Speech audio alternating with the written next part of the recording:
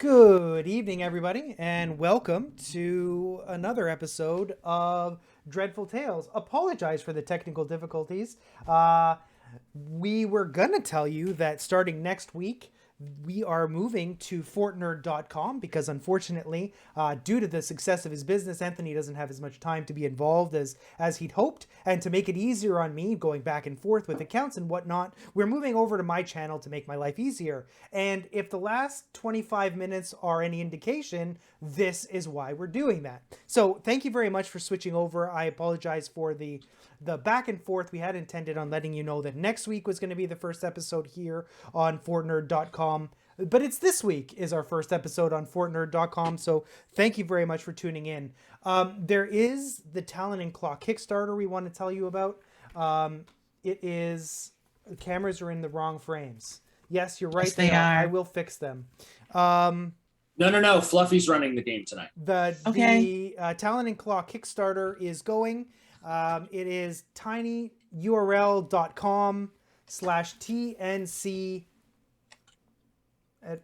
Anyways, Talon and Claw Kickstarter. I'm going to put the link in there. Please do check it out. Link's in the chat. Link is in the chat. Thank you. Legendary Pants has sent us some dice. We love them. Thank you so much. This is my favorite from their new wine dice collection. It is the Absinthe. You aren't seeing things that will blow your mind. Last but not least, please do stick around after the show.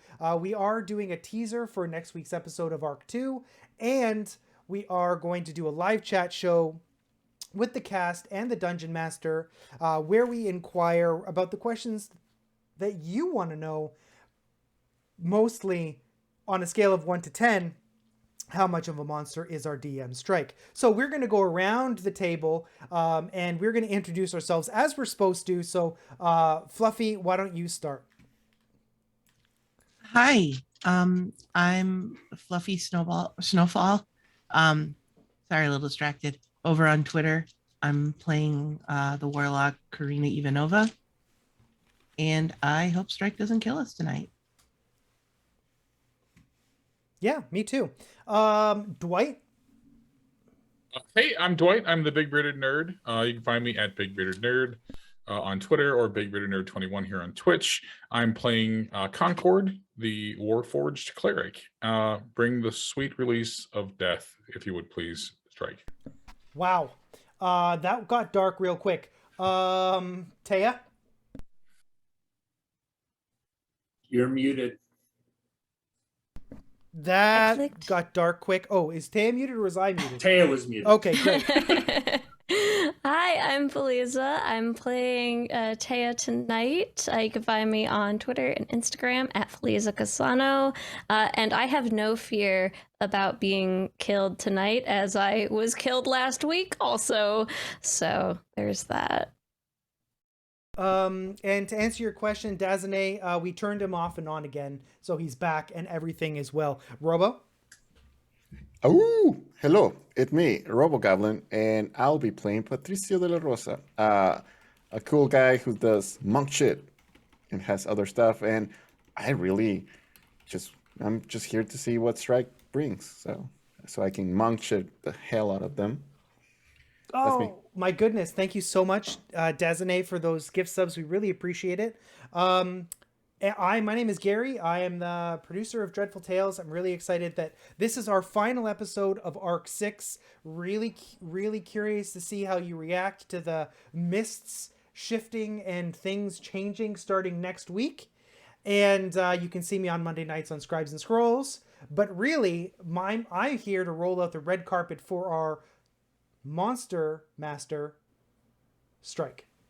Take it away. Dungeon Monster? That too. Why not both? I mean, there's nothing to fear from death. I have lots of worse things in my bag than that. Thank you, everybody, for joining us. Obviously, apologies for the technical difficulties. Fighting the gremlins is always the first and foremost of the battles that we have to handle here on Twitch, inevitably. I'm really excited and thankful for this wonderful cast who has consented to be tortured by me for the last 6 weeks. It's been a blast to get to share this space and explore the story with them. And I look forward to seeing what our additional DM does with the next arc. And then I will be back for arc 3 with a slightly different cast. And then arc 4 will be our other DM. And then finally arc, well, not arc, but the finale will come in 2 parts at the end with what the end of this story is and what comes after that. So we're really excited to be able to tell these stories and go with everything. So we'll go ahead and jump right in. Last week, we had left our protagonists at a big menacing door after having gone down a staircase full of perfectly normal, absolutely uncreepy statues that certainly didn't scare anybody. They have been without their friend Concord since they woke up and discovered that Concord had been replaced by one of those completely non-creepy, absolutely normal statues. And they decided not to take the statue with them because clearly it wasn't that important. So I will open up and ask everyone to roll me a quick percentile die, please. Okay.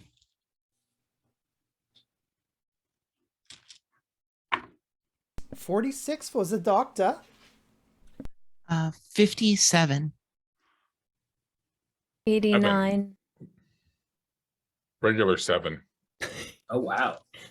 I rolled a 0, 0, and a 1. That's a impressive. 1? That's a Or 1. 100? Oh, that's a 1. Okay. Yeah, I'm pretty sure it would. Hmm. Or is that 100? No, that's 1. I'm pretty sure that's 1. 001 is 1. Okay. All right. Thank you, everybody. I've made note of that. Ahead of you is a big double door. And behind you is a staircase that you've just come down. What would you all like to do?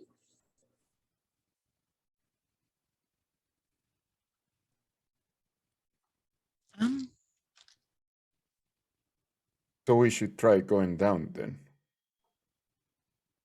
So you've come down the staircase, and it's sort of like almost like a little foyer sort of area right before this door. No, I was asking the group. Oh, sorry.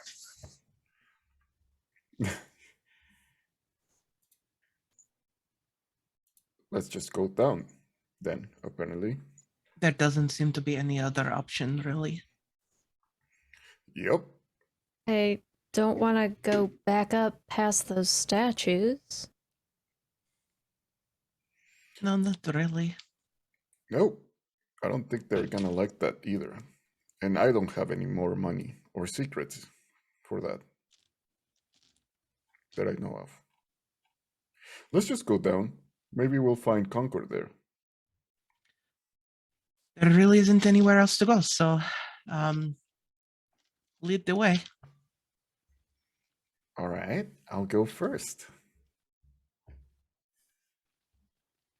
All right. The door is unlocked and opens with a creak, but not an overly exaggerated one. The door seems to be in pretty decent shape and used relatively recently. And the double door opens into a antechamber that has a large number of bookshelves all lining this room. And in it is a statue that looks like Concord. And at the front, on the opposite wall of where the door is, there's a large open bookshelf that does not have any books on it, but it is lined in a peculiar hunter green color all around the shelf. And as you look around the room, there are several books, probably a good 20 or so, all throughout the different shelves in that exact same hunter green color. But all of them seem to be very worn, as though they've seen a lot of use over the years, and they are so worn to the point that there's really only one letter on any of them on their spines as far as what's left that hasn't been rubbed off. What are the letters? To spare everyone's brains, I'm going to put them in the chat so that you can see all of the letters. Okay. All of the books with the letters are the same size, and the empty shelf looks like it will hold 7 or 8 of them at most. Concord, as you are waking up from your short rest, you realize that you are in a very different room than where you had originally closed your eyes, and are now in this foyer antechamber with your companions looking at books.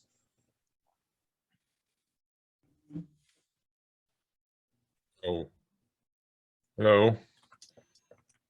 I Concord. don't remember traveling to this location.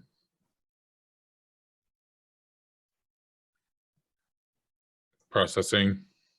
You were a statue just a little bit ago. Curious. Is that the real you, Concord? I reach out and I pinch my arm. Difficult to say. I have no feeling in my arm. I think it's the real me. Oh, it's totally him. Do you normally not have feeling in your arm, or is this strange? I don't really have feeling like you would have. I have more circuits that warn of injury.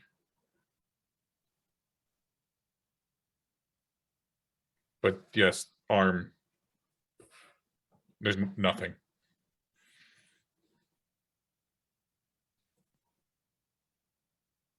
Okay. Concord. Concord, do you remember being inside the statue?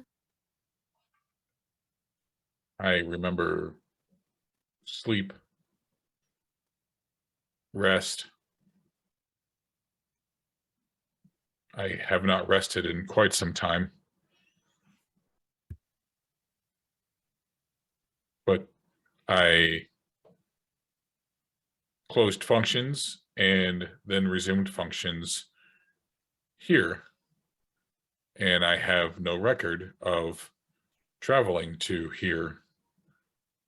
Where is here? We don't know, friend. We were looking for you because you were a statue just a couple of minutes ago, and now you're here. But are you okay? I guess Scanning. okay is the wrong word for that. But are you safe? Well, that's safe too. Okay. All symptoms are functional. No warnings. So yes, I am okay.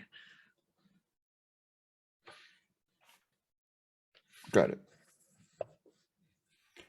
Taya, does that happen to you too? Absolutely not. Concord is clearly blessed by some being that I am not blessed by. But I'm glad that you didn't, because it was terrible.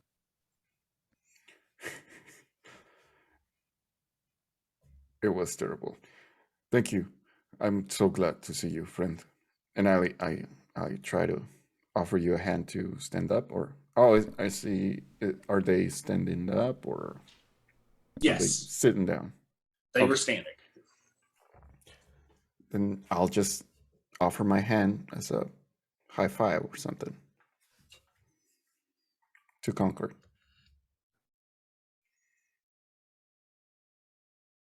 I just Smack. hold my hand up in front of yours. And I'll just go smack. Yeah, I am so glad we are coming together as a group, that we are high-fiving each other. It is all great, but we are still in this creepy area. Perhaps we could look at these letters and solve the puzzle. I feel now as I am here, it's almost as though I was somewhere else thinking of my brain doing something. But now I feel I'm here fully.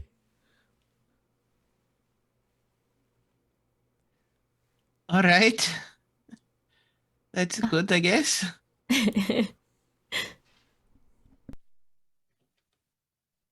Well, do you have any thoughts, Doctor? I'm sure you have thoughts. You have to have thoughts. You always have thoughts. Yeah, I have many thoughts. I am Mm-hmm. looking at the puzzle and I see there are some letters which do not repeat, and there are some that do. Though I notice that there are all the vowels repeating except the Y.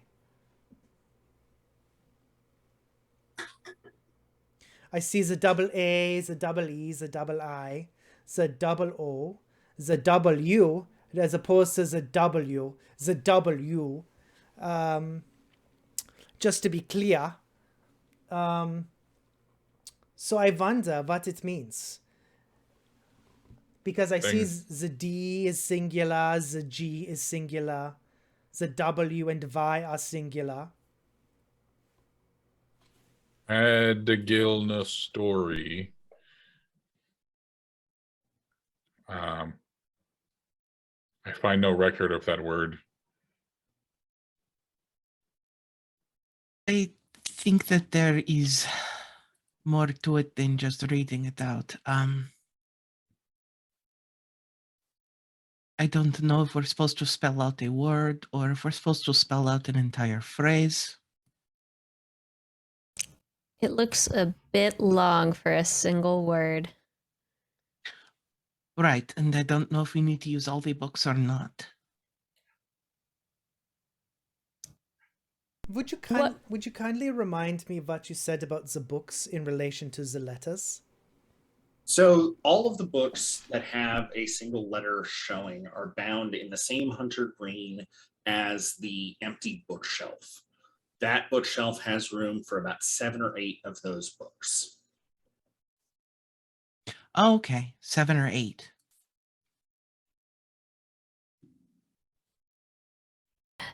Do our books, the ones that we are holding, are any of those bound in a similar hunter green? I assume it's a cloth or leather. It's a leather. They seem to be bound in the same leather, but with a different shade of dye attached to it.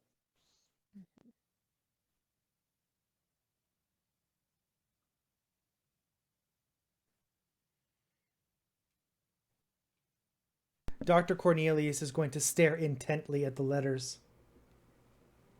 As I'm doing that too, I have no idea, but I really don't have an idea. There's just seems a bunch of words here. Maybe just try to order them, which they are. And they are, actually.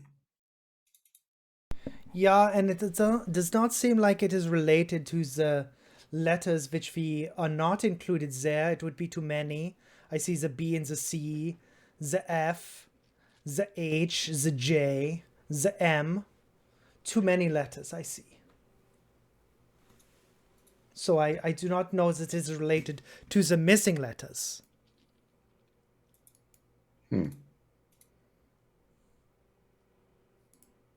Okay. But it could be. What do I know? Nothing. Nothing about anything. Don't say that, Doctor. You're pretty strong. I'm guessing you to have I don't know, a title of doctor, you have to be pretty smart. And I believe you're pretty smart. Yeah, I thought you were going to say I'm pretty, and I was going to say, oh, why, thank you, Patrizio. I work very hard. I go to the gym. I do squats. There's so many squats. You would not believe it. Yeah, Go it up shows. and It down, shows. up and down. You're pretty much in shape. Yes. Yeah. It shows.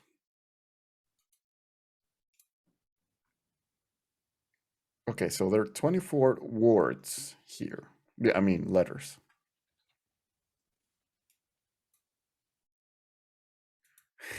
I'm gonna go take a bunch of the books and I'm gonna line them up just on the ground to say Genesis, Okay. and just kind of looking at the other ones, like just basically trying to think of words.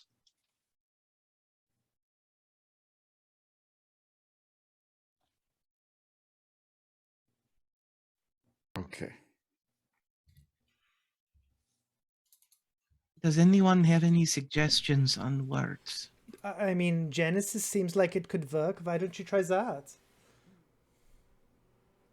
I am going to stand back from the bookshelf, Hmm.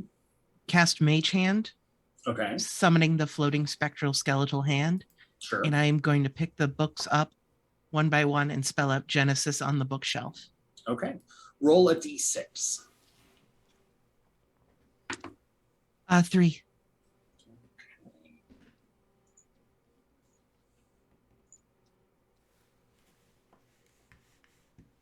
Oh, perfect. That works out well. So when the last book slides in, it looks like this is exactly a 7-book shelf. And once the last letter of Genesis is put in, Karina, you feel a stiffness in your legs. And when you look down, they're changing color to the marble of the statue.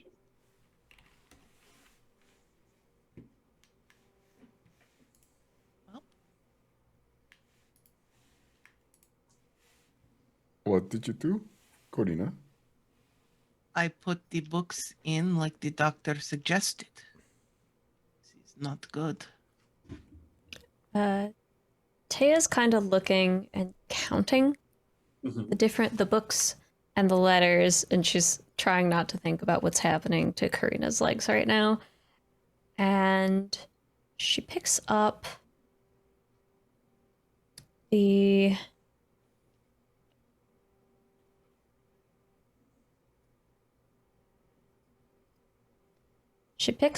a book with a G, with a D, and a book with an L. Okay. And she takes off the book. She takes off the book with the G and the I from where Karina had put on the words Genesis, and starts moving them around until it says endless instead. Okay. Roll me a d6.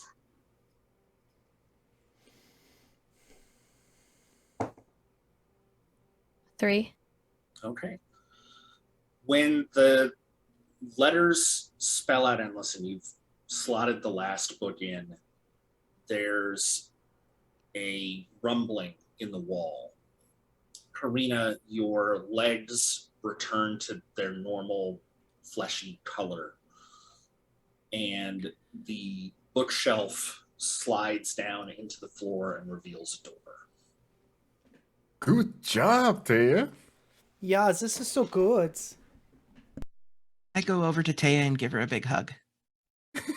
Taya gives her a hug back, and she says, I am occasionally useful. You've You're always always. been useful. Well, it's just let us say that we are now evens. This makes up for the fairy lights that summons the eyeball buddies. Look. Somebody needed light. It wasn't me who needed the light, Doctor.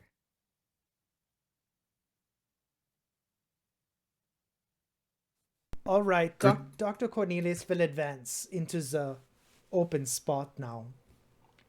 Yeah, I'll go second. Okay. What's the rest of the marching order? I'll let the other two go before me, and I'll just kind of take rear guard. Okay. So who's behind Patricio, Karina or Felisa? Or Taya? Taya can go. I'll go behind Taya. Okay.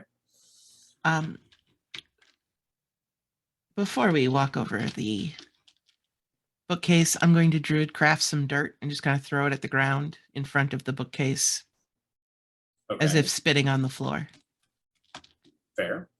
The door itself has a big tree motif. It looks like there is a single large, wide trunked tree carved into it, and around the base of it, there are several what look like small unicorns that seem to be running in a circle around it. The door opens, and it opens to what looks like a large, almost like a sunroom with a big stained glass ceiling. And there's a sickly green light sort of passing through it that bathes the entire room as though it were poisoned almost. That sense of there's something deeply wrong in this room. All of the walls are covered in bookshelves, but the center of the room has a single table with a large, bright green tome sitting on it. It has a chain that runs from the spine to the table.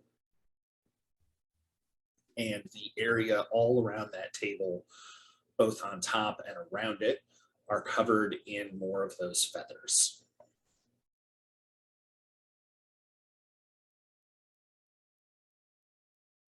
So you're saying if this was a RPG game, that book would have been glowing now? Yeah, The only it thing definitely glowing- has the interactable glow around it. Okay, press E to interact. Okay, Yes. and I'll just say to everyone, I think that is what we're supposed to get, because it looks very different to whatever we've seen. Patricio, give me a perception check. Oh my god. Oh, okay. 23. So as you're looking around, you glance up and see in the stained glass, there is a depiction of an angel. But as you look closer, it looks like in the shade of that piece of stained glass, there's a figure. Like behind it or behind? Inside the room and in front of it. So right where the shadow would be being cast from that stained glass, there's something in that shadow. I believe we are not alone. And I'll just, damn it, Patricio. I'll just knock on it. On the book? On the stained glass. Are you running up? So it's up on the ceiling. Oh, it's up in the ceiling. Okay, Yes. I thought it was okay. So I'll just say it to everybody. So I see and I guess an angel here, well, up there, and there's something behind it. I'm guessing as soon as we touch the book, hell will break loose, so to speak. You mean more hell, like extra layers of hell, like we have been in the bread so far, and then we touch the book and we get the sandwich meat of hell. Yeah. Yep. Ooh, a sandwich sounds good, actually. Focus, Patrizio. I'm sorry, I am hungry. Taya kind of scoots backward a little. She doesn't want to go by it. She's got good weapon range. She could be as far away as she can. I'm going to just in Celestial call out. Hello, we wish to talk. We do not wish to fight you. If you are here, please make yourself known. We only wish to talk. At that, there's a loud sound of beating wings, and a figure drops from the ceiling almost too fast, almost like a free fall. But just before they reach the ground, two great wings fly out from behind their back, and they land in a 3-point stance directly between the book and all of you. It appears to be a woman with long red hair, dark eyes, and a smile that is too wide and too painful to be comforting.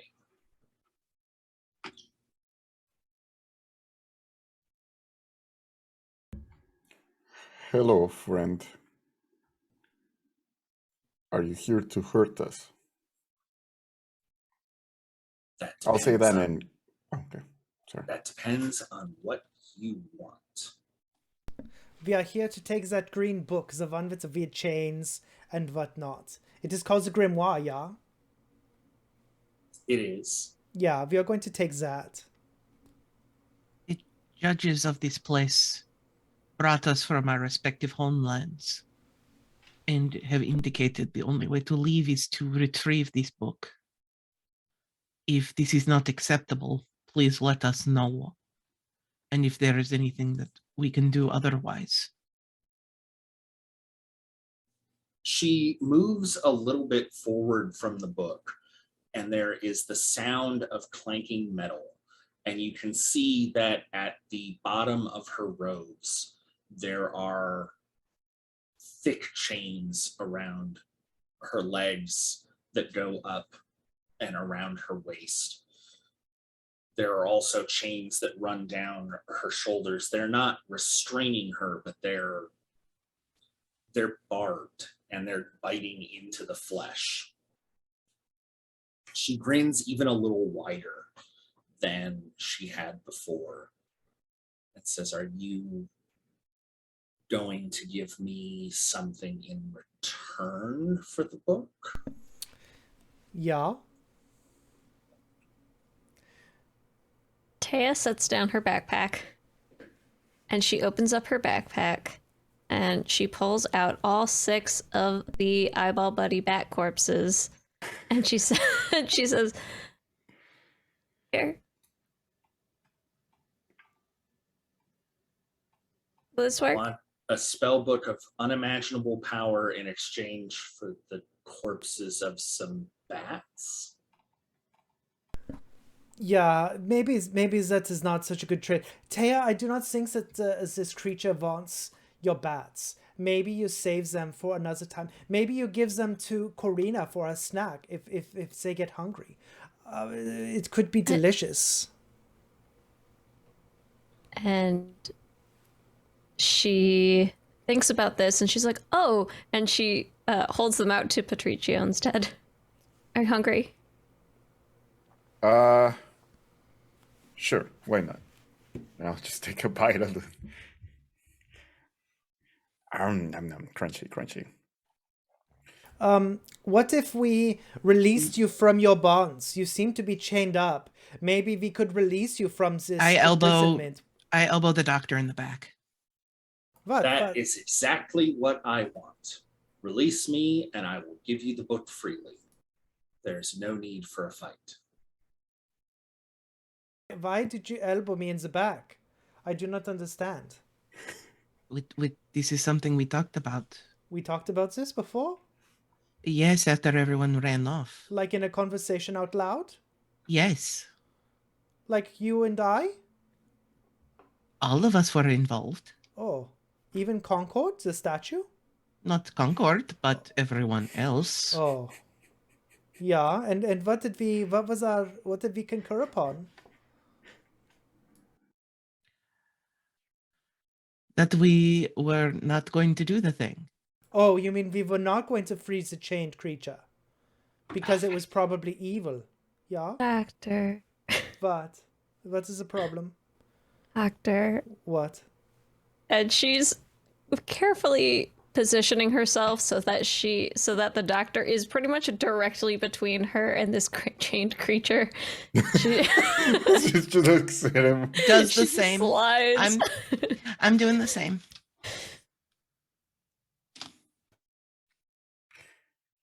Well, excuse me, do you have a name? I am called Aaron. Aaron. Okay. And are you evil? Why have you been brought to this place? Concord, is this creature evil? Does it look evil to you? Looks disconcerting. And I'm going to keep a very close eye on Aaron while they are responding to the doctor's questions. So like an insight on Sure. what they're telling the truth or not. So She gives the doctor a sickly sort of smile and tilts her head. Evil is not the worst thing I've been called, but I'm an angel. I've been trapped here by these dark powers that chained me here to protect a book I could care less about. All I want is my freedom to return home to my family and friends and my purpose. I have a question for you. I have What- an answer for you. Let's see if what- they match. What does the name Second of Four mean to you? She gets this really sour look on her face. Well, if I had to guess, I'd suspect it's one of the four fiends that are running around. Let me take a wild stab in the dark. You got a communication and they told you not to free me and that you were going to have to fight me. The fighting part was not mentioned, just not to free you and that you always lie. Well, I tell you what, if you free me, you can have the book. If you want to take the book without freeing me, I might have to do that bright, blinding flash I did a little bit ago. I have to That was admit, you? I don't think you guys handled that very well. I was dealing with something else and you were closer than I realized. I didn't mean to hit you, but such as it is. Oh, well, if she's telling the truth about Give me an insight check. I would also. that is a nat 20 for a 23. Nice. She absolutely believes everything that she has said. Okay.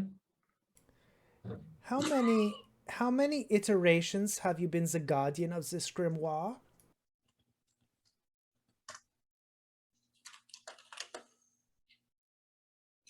Iterations? Yeah, cities. How many cities have you guarded this grimoire for?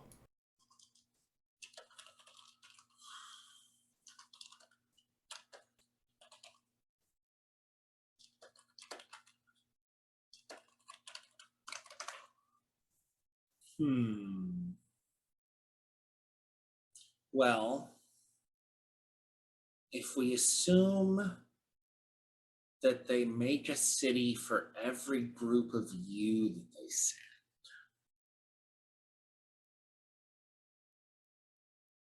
there have been maybe a dozen, at least until I started putting the bodies in the bags. That seems to keep people from coming down here quite so often. Wait, it was you who puts the bodies. Corina, it was this creature who puts the bodies in the bags. I mean, I don't have a lot of portable holes, but it seemed like a better storage option than just leaving them lying around to rot.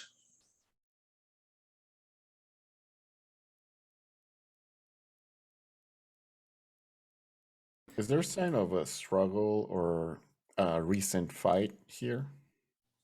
There are feathers scattered all over the place, but there does not appear to be any blood or any other suggestions that at least a normal mortal creature struggled around here. Do the feathers on the ground match this creature? Yes. It looks like they're not wilting, because that's more of a plant thing, but they're starting Molting? to fall out. They're molting. They're falling out of the wings. Ooh. Barry, you mentioned your purpose. If you were to leave here, what would that purpose be? I used to be one who guided those who made pacts with celestials and taught them healing spells, things that they could use to relieve pain and suffering and anguish on different planes. But I haven't done that in a very long time. I don't know if they've filled my position since I've been down here. May I make a religion check to see if I have ever heard or if I recognize what's happening to the angel as something that's self-inflicted or something that's done to them? Sure. Okay.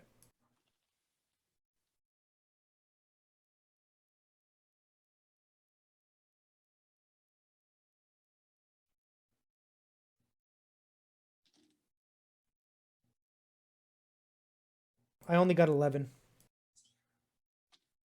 Obviously, there's not a whole lot in most lore about fallen angels, and even what there is, it tends to be the sort of thing that an angel voluntarily would undergo, the rebellion and that sort of thing.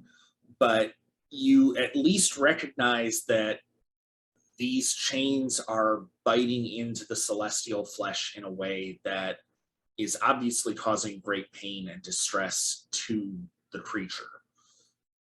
As to whether that would be enough to cause what they're describing, tough to say.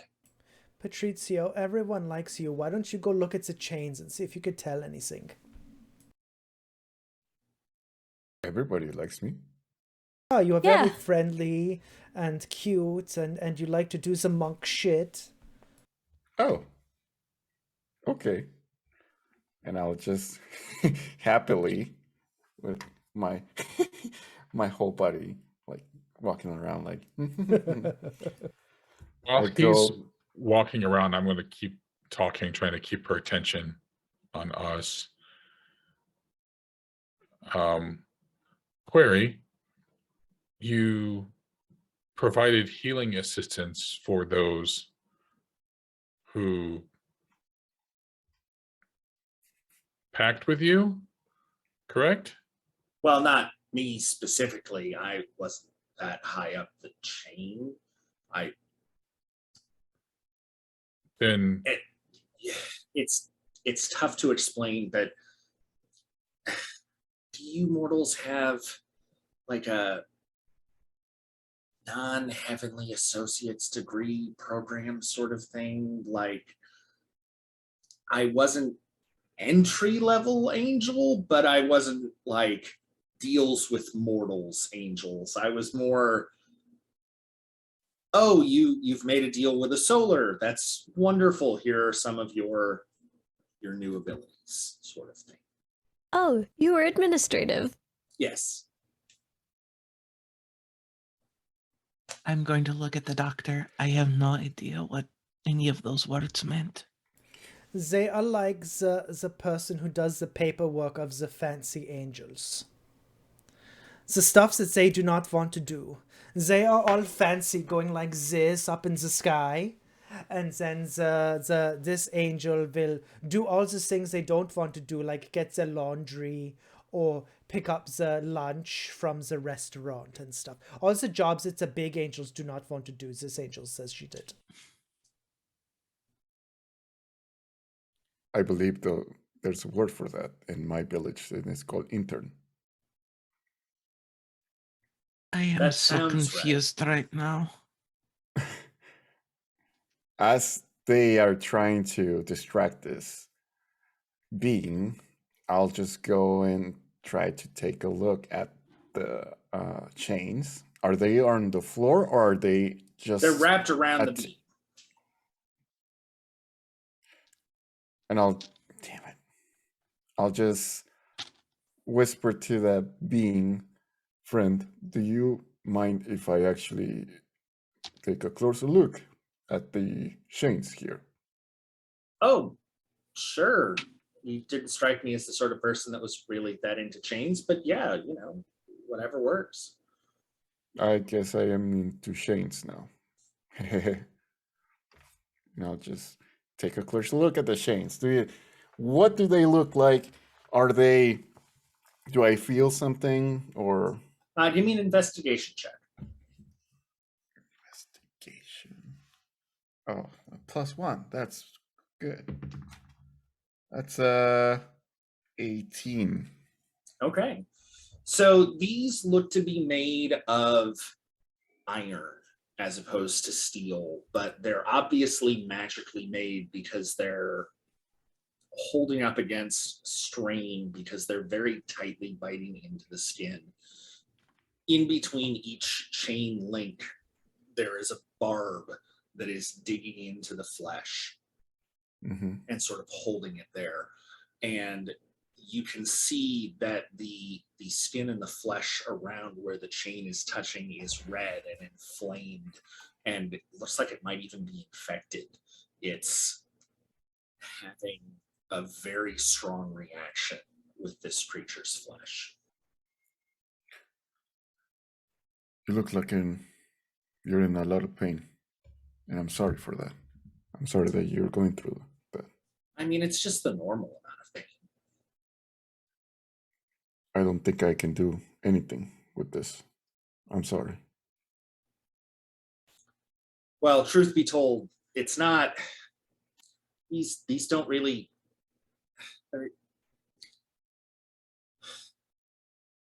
I don't suppose any of you is a wizard. No. I am a professor of natural sciences. Is that a wizard? Did I say I was a wizard? I said I was a professor of the natural sciences. Apologies. He takes many words to say what few will accomplish. No, we are not wizards. There are spells I know that wizards can cast that break locks, and that I know will work on my chains, but I don't know if anything else will.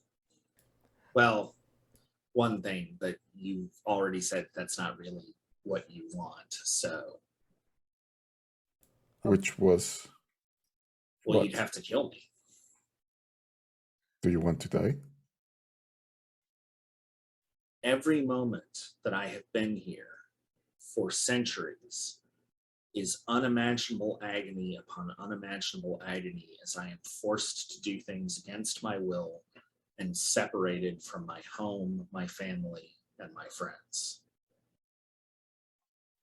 If you've got a wizard or some way of freeing me from all this, I'll take it in a heartbeat. But if all you can do is just end it, maybe that's the best that I can hope for. But the chains won't let me just roll over. We have a magical scrolls that might be able to unlock the chains. Do we like this creature now? I like this creature now. It seems normal. Maybe it is the voice that was lying. Maybe we should help it. It seems like it is in much pain. I would like to make an insight check on this being. Sure. I'm doing the same as it continues to talk. That one was It's not good. 13. 8. She certainly seems to believe everything that she's saying. At least at an 8 and a 13. Can I make an insight check on the doctor? Sure. Okay. How do you want to do this? With a d20. No, but I mean, does he? Well, actually, I suppose the question is what are you inciting about the doctor? Are you trying to see if the doctor is perhaps being controlled in some way? If I've been privately messaging Gary to make him act in a way that will hurt the rest of you? Well, now that you say that, yeah. Now that yes, exactly. Well, then give me an insight check. That's a 30. Well, insight. 22. Okay. As best you can tell, there does not appear to be any sort of influence on the doctor. He is his normal, ornery self. Okay, then I'll just say, Doctor, you do look like you want to help this being. Yeah, it is clearly, it does not want to be in the chains. It doesn't like the chains. So maybe we should free it. Maybe it was a thing in Corina's head that was a liar. Taya says, well, if Karina, what did the person that you were speaking to say about itself? It didn't really say much about itself. It just Did it? gave me its name. It seemed sincere. It first tried to talk to me in a language very reminiscent of hissing, with hard consonants. But we found some sort of equilibrium talking in Celestial. As for the scroll, it is useless to us, Doctor. I cannot read the magic incantations. It's a massive gibberish. But what I can tell you is that this thing in front of us is a celestial, and there aren't any other celestials in here with us. There are just fiends and undead, and just this celestial. So if whatever was talking to you, Karina, told you that it was a celestial, then it was lying to you. It never said that. It just spoke in the language of them. But as I said, the scroll is useless. We cannot use it. maybe the angel can use it. Angel, Aaron, are you able to use the scroll of knock? I can try. Oh yeah, then there you go. We could give them the scroll, and then maybe they could free themselves. It is a little suspicious because if they're the one who filled the hole, this scroll was in there. Yeah, that is true. So they would have had access to it originally. There was a scroll of knock in the portable hole this whole time? Yes. Never buy secondhand.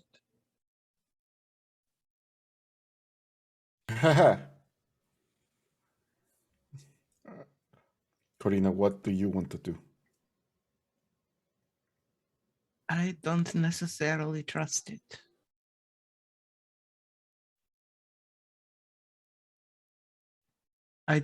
There is much about this place I do not trust. For one, there is a fire burning in the sky that confuses me. Oh, that's called the sun. It is? Yes.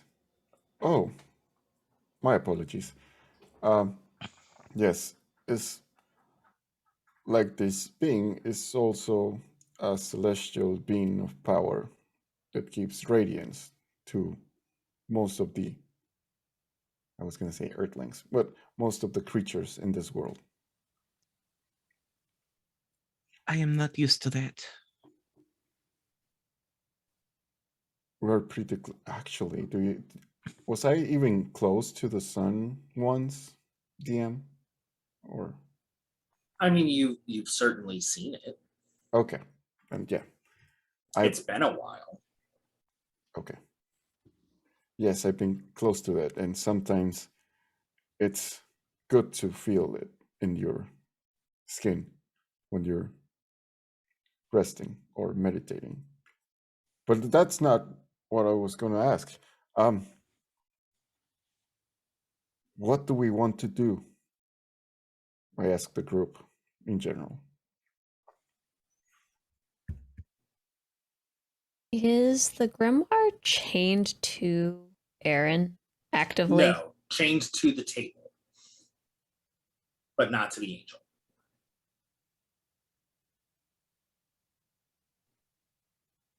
I will not take up arms against this being.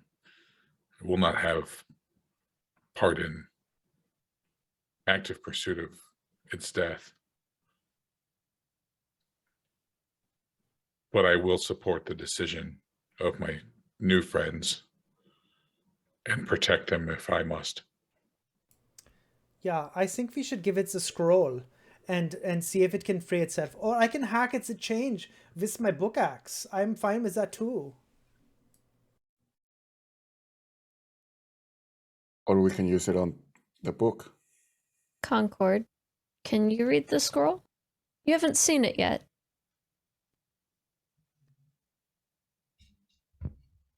So what did we say? It's celestial. It's a scroll of knock. Yeah, it's a spell scroll. So Okay. warlocks don't have it on their spell list, so I can't read it. Oh, gotcha. Yeah, no. So let me see here.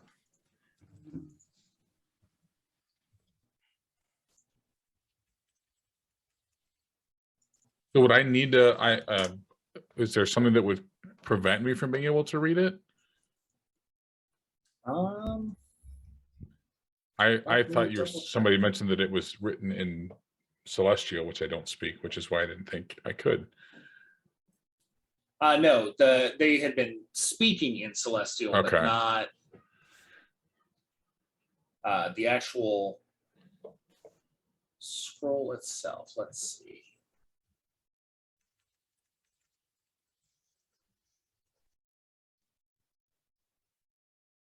So any creature that can understand the written language can read the arcane script on a scroll and attempt to activate it, according to the DMG. So you can't learn it. Yeah.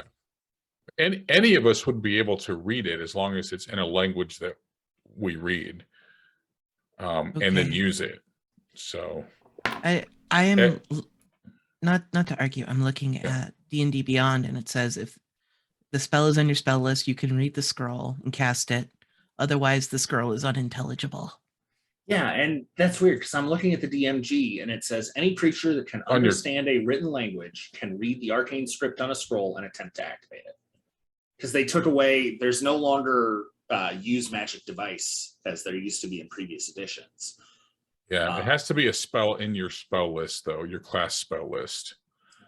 So Okay, well, yeah, up to that's DM. I will let anyone, as this was intended to be usable by everybody, because I was looking at the DMG thing and I didn't see anything as far as specific must be on your spell list. So I will rule that this particular spell scroll works for anybody who wishes to give it a try. Yeah, I will happily give it a try. I want to see this creature freed. Yeah, who has the scroll? That would be me. Oh, may I use it? Are you all sure this is what you want to do? Oh, No. is can I do either a detect magic or like an arcana check to see if there's anything magical about the lock mechanism Sure. on these chains? Absolutely. Okay. That's a 6 arcana check, so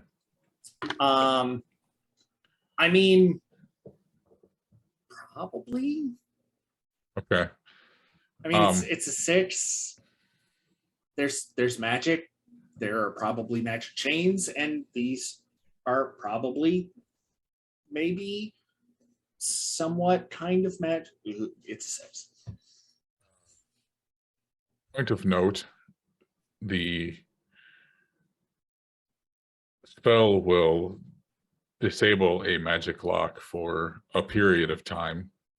So we have a limited ability to correct damage if our choice is wrong.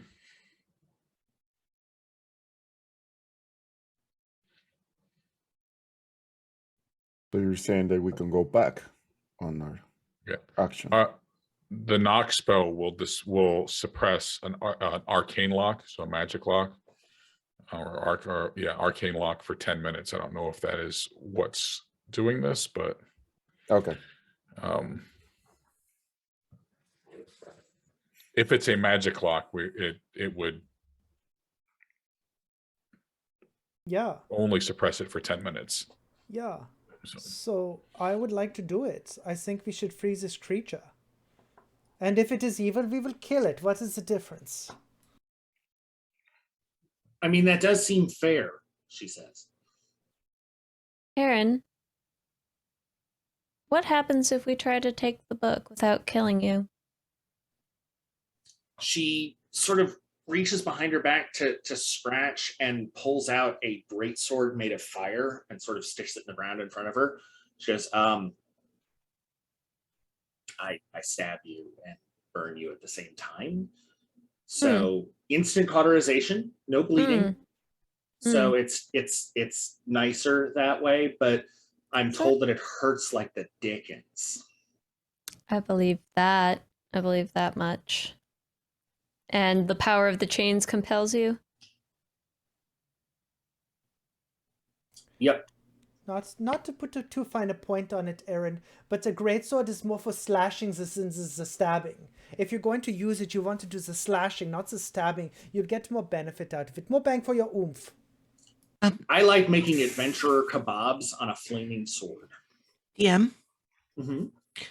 could I roll Arcana to see what I know about what happens when you kill an extraplanar being outside of its plane? Sure. That's a 21. So you know two different sort of paths that this takes. In a normal situation, killing an extraplanar being essentially boots it back home. If it can die, it's a little dicey as to exactly what state it ends up in its home plane, but it's essentially kicked back to where it went. However, you also know that this is Ravenloft, and the mists don't just let stuff go. So it's entirely possible that it would just die. It's also theoretically possible that the mists would continue to resurrect it in a never-ending cycle of death and rebirth over and over again in constant agony for all eternity.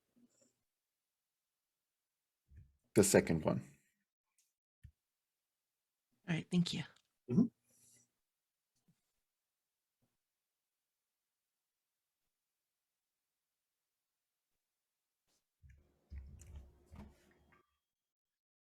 Are you going to hurt us if we unchain you? Well, no, that was the deal. Like, if you free me, book's yours, we cool. Who are you gonna? Oh, go ahead. Who are you gonna hurt if we unchain you? See, there was a time I would have told you, well, nobody, I'm just going to go home. But I've been here for an awful long time and it's not my fault, and I wouldn't mind taking it out on the people that trapped me here. Problem is, I'm not really sure who or what that is or how to find them. And I don't know that I really have it in me to go on some great big revenge quest and hunt them down like that. It seems like a lot of work, and I'm kind of tired.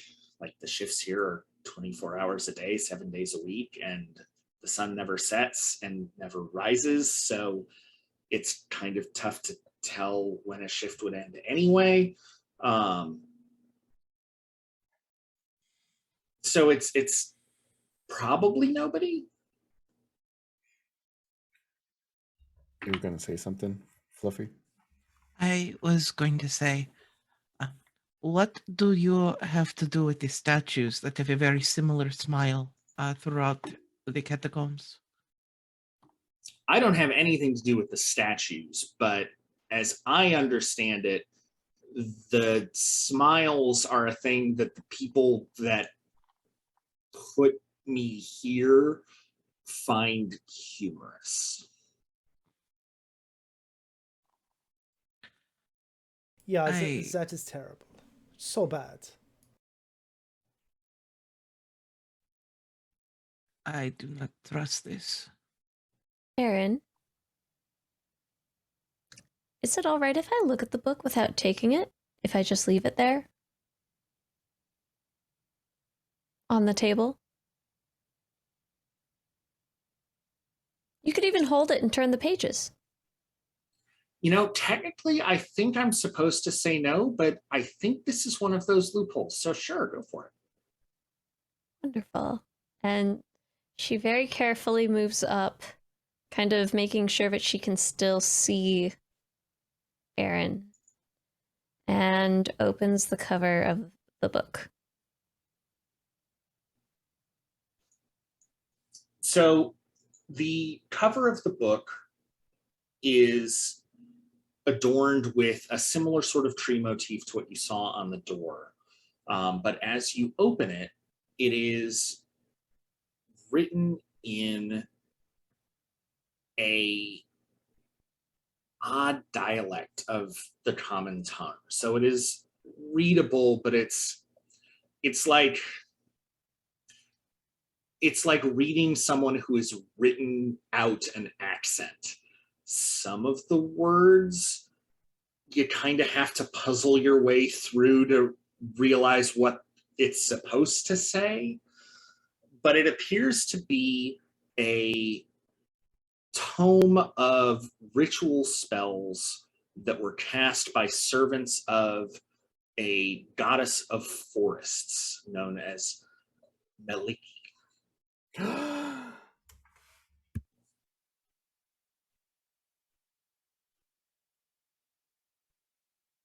So I explain that part, that last part about the goddess out loud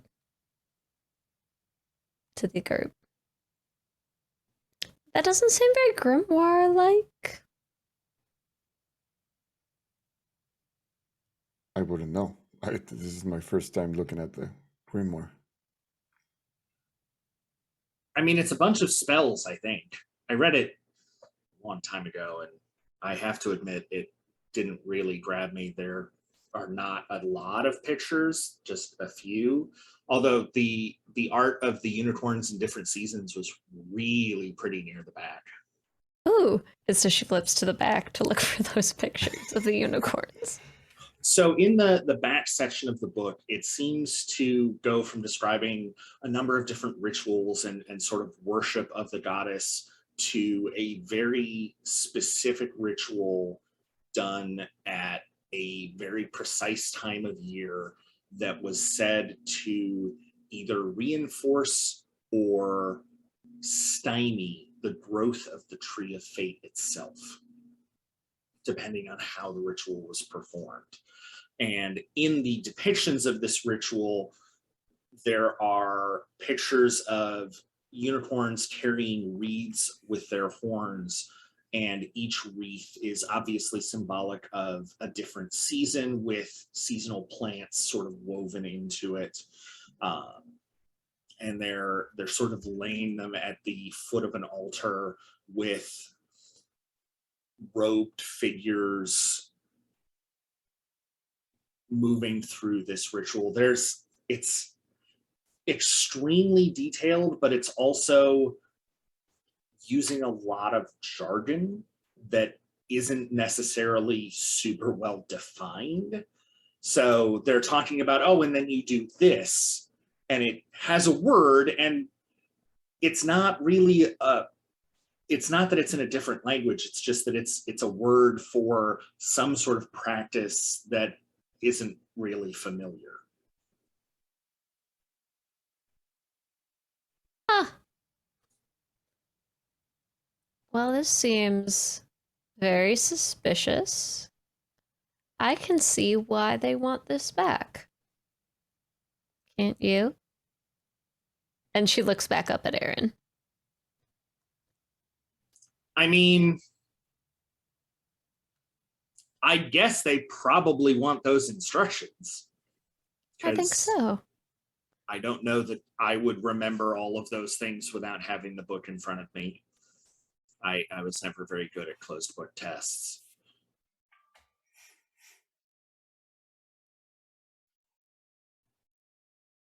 So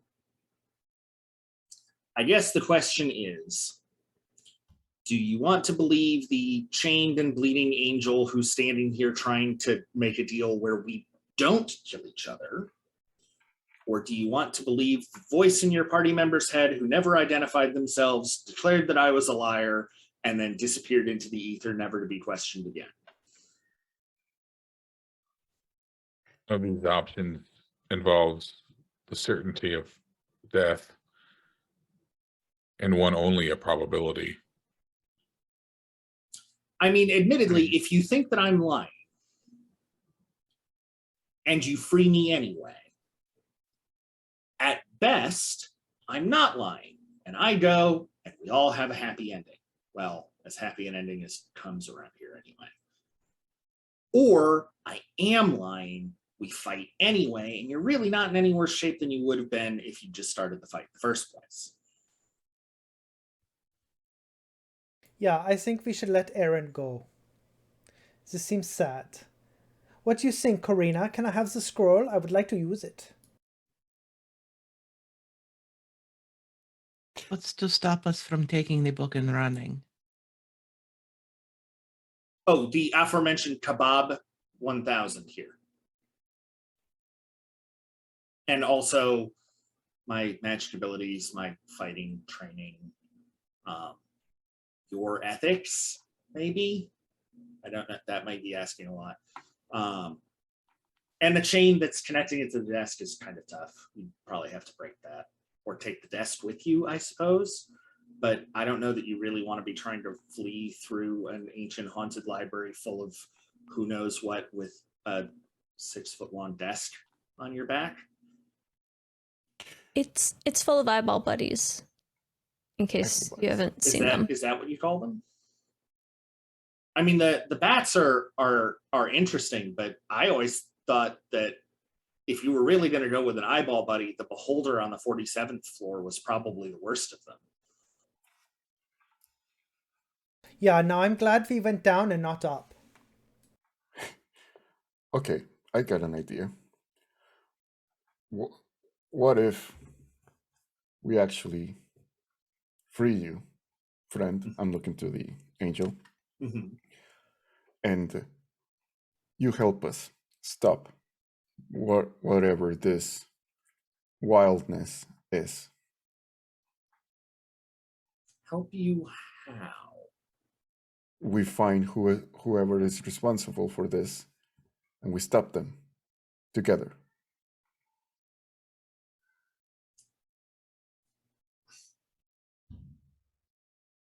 I mean, that's possible.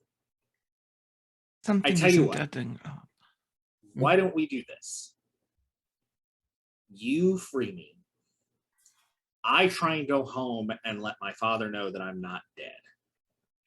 And if I can pull that off, then I can come back and probably bring help. Because there's nothing that dreadlords hate more than a celestial host. We call managers, we're just a big lot of trouble. Do these chains look like are they just causing like pain and discomfort, or are they restricting her in any way? They don't appear to be restricting her movements, but they're definitely all up and down the body. So it's the sort of thing that if they ceased movement, they'd probably restrict. But it's not the they're kind not of thing like that's going to make a big difference in their ability to fight us. No.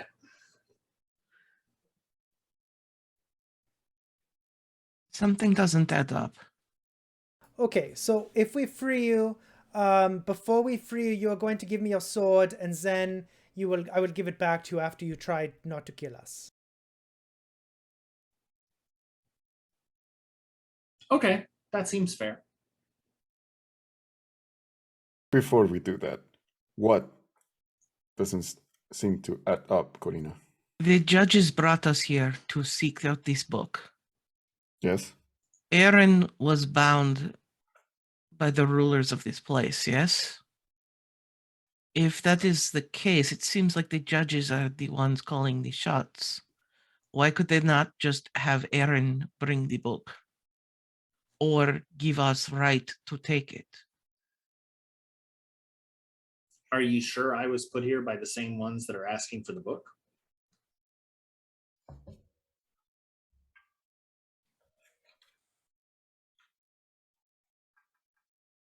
It would make a lot of sense if it was. Except that then we have the problems that you just mentioned. Wouldn't it make more sense if the ones that put me here are different from the ones that asked you to get the book?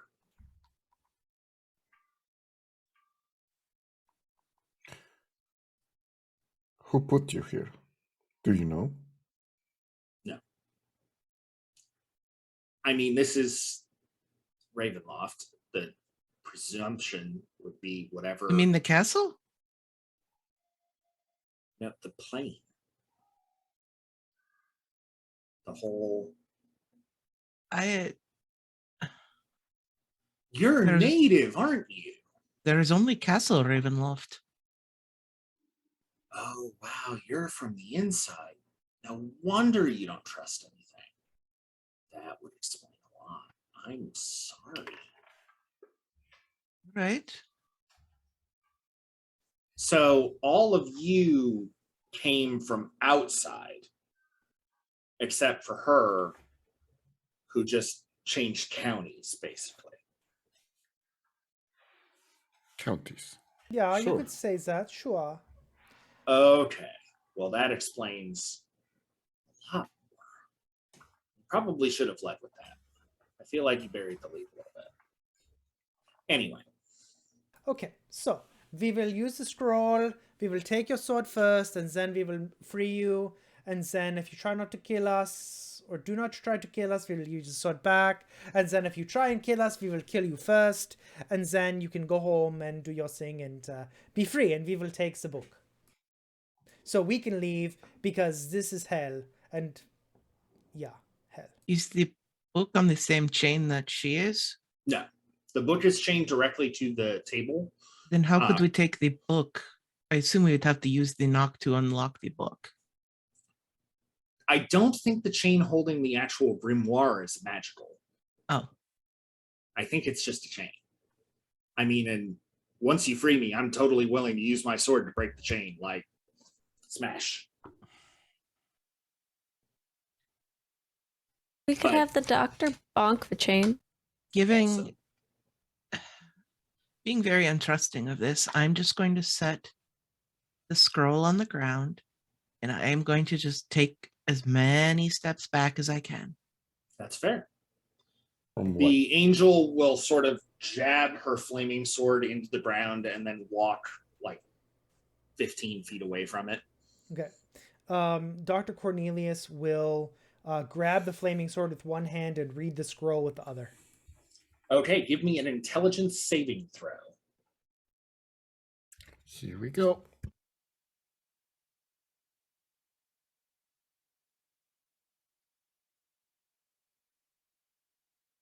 I got a 7. Okay, give me a d6. 2. Okay.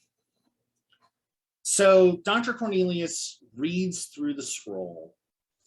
There is a crackle of magical energy, and the words disappear off the scroll, and then the paper that it was written on sort of disintegrates in his hands. And when that happens, not an actual force, but it feels like almost a ripple in reality sort of comes from the doctor and expands outward.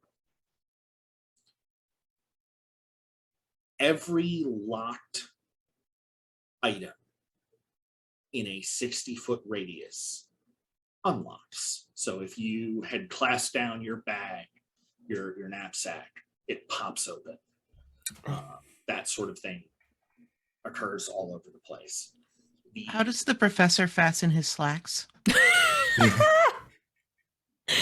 Let's just say it is the high moon over Starvallow.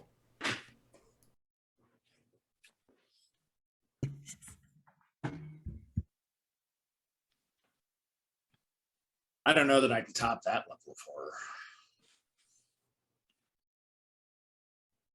Yeah, But is I'm gonna have everyone to try.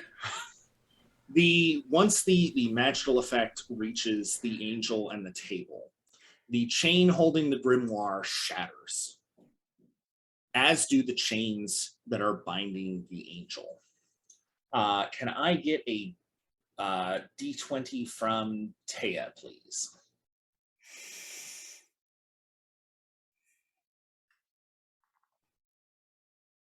That's a 7. Okay. As the chains around Aaron shatter, chunks of iron embed themselves into her flesh, and she screams in more pain than anything else, but there's definitely something wrong. She falls to her knees and with one hand clutches the top of the desk. She takes the grimoire and sort of tosses it in the group's general direction. I don't know what happened with that scroll, but something's wrong. Take the book and run before something bad happens. Taya scoops that shit right up and like looks around at everybody. Yeah, okay, bye, Aaron. I assume everybody starts running away, or I was walking away the entire time this conversation was happening. oh, okay. Oh, I see. Concord. I am going to take the sword. Okay. Give me a strength check to pull it out of the ground.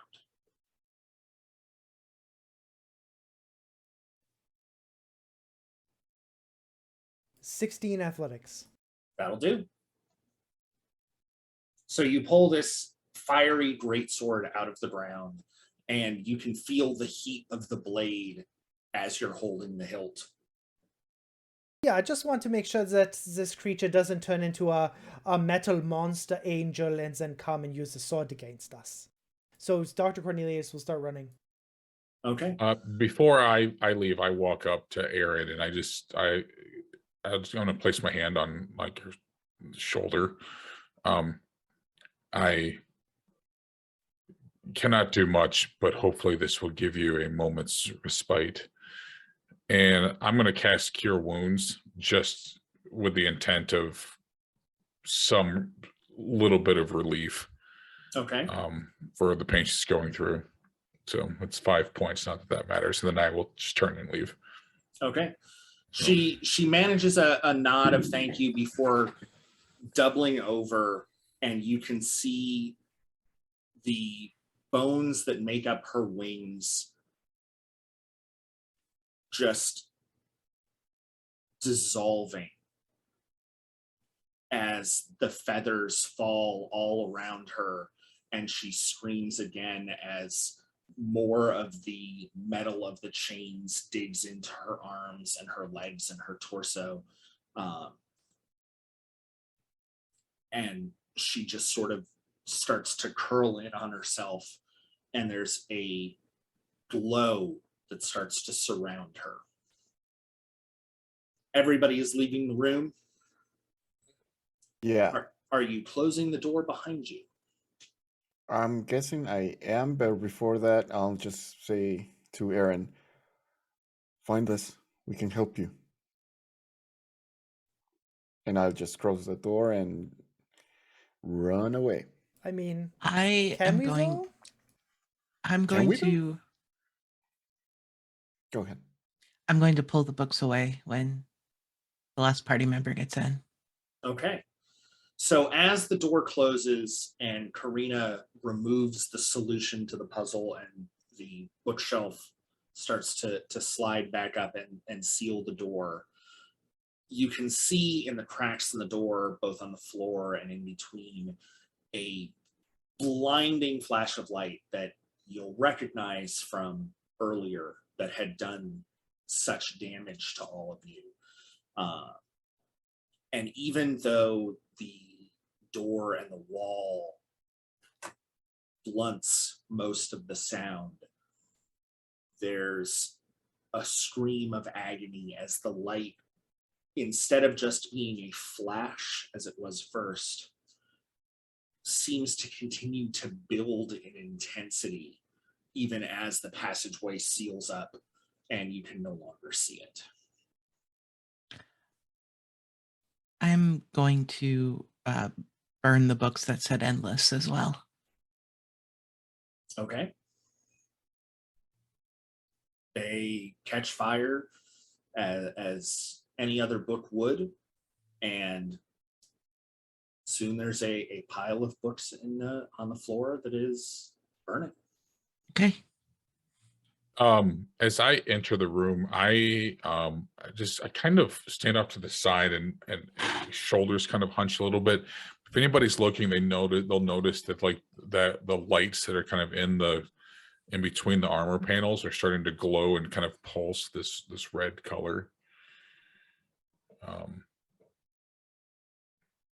And if I have a facial expression, it's definitely, I would say, nonplussed. And I'm not happy right now.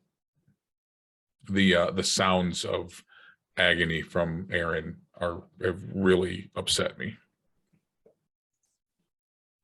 Okay.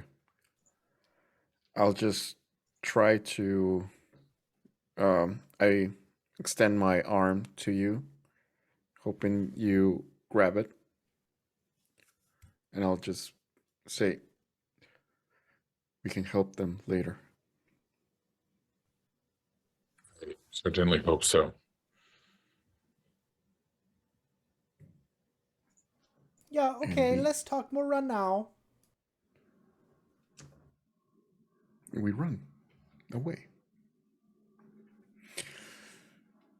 All right. So as you head back towards the stairs, you notice that all of the statues that you had seen on that staircase are all turned to face the wall. All of them seem to be in a countenance of some pain. Like there are limbs that are clutching at body parts. There's a hunch to several of them. And no two of the statues seem to be suffering in the same way, but all of them are very deliberately facing in such a way that you don't need to see who the statues are. As you progress up the stairway, you reach the point where you had taken the brick out of the wall repeatedly. And on this wall, there are bloodstains all around the hole. Bloody handprints that look like they had dragged against it, clutching at a wall, and bloody fist prints having pounded against it. But there's no sign of any people as you pass. When you reach the upward staircase that leads to the other floors, The two flanking statues around the doorway are of Aaron the Angel, but one of them has a face twisted in murderous rage, the sort of anger that overwhelms all reason and logic. The other has a face of blissful contentment, of peace.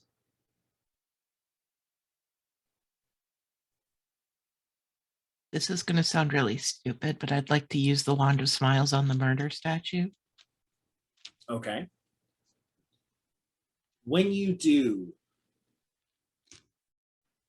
the facial expression goes from one of anger, and you can see the marble shift as the growing rictus grin takes its place.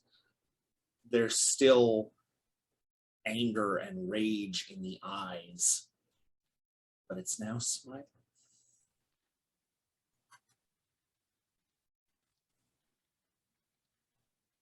That's even creepier. Running. Yeah. Yes. All right, what order are you going up the stairs? I will be first. I'm guessing I would be last because I was the last to come in. I would probably be the last because I stayed to pull the books out and burn them. Yeah, okay. Yeah, I think I would be behind the doctor. Okay, so the Doctor, Concord. Taya, are you next? Probably. I'm holding the book. Okay. And then Patricio and then Karina? Mhm. Okay. As you head up the stairs and you reach the floor that you had originally started on and start to make your way across, you can hear the beating of wings all around you, all throughout the library. But they don't seem to be getting closer. They seem to be disturbed beasts on every level. And as much as anything, they sound like they're fleeing themselves more than they are coming to attack.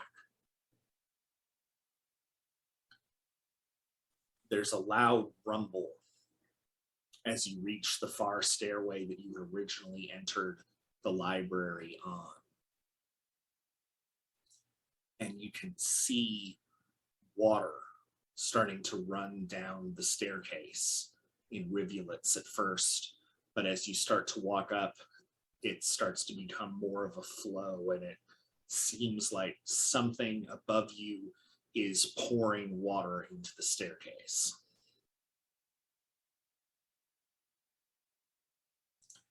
Everybody go ahead and give me a dexterity check as you're making your way up the stairs.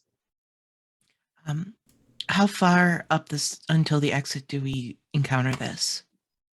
This is on the last, that winding stair that you first came down from the fountain. Okay, is there like 30 feet or so? Yeah, probably. All right, I'm just going to Misty step past it. Okay. 18. 3. 11. 21. Nat 20, 21. So Taya and Concord Damn. easily make their way up the stairs and don't slip at all. Patricio, you stumble a little bit, probably in surprise, as Karina Misty steps directly past you and through you, which is an odd sensation to be certain. And Dr. Cornelius, you would probably fall over if it weren't for the fact that Concord is literally directly behind you and rolled so well that he's able to sort of stop your fall, and you're all able to reach the top of the stairs, and you can see that the fountain is starting to pour water out of it again. And the staircase that you are walking up and have walked out of back into the town square is starting to fill back up with water.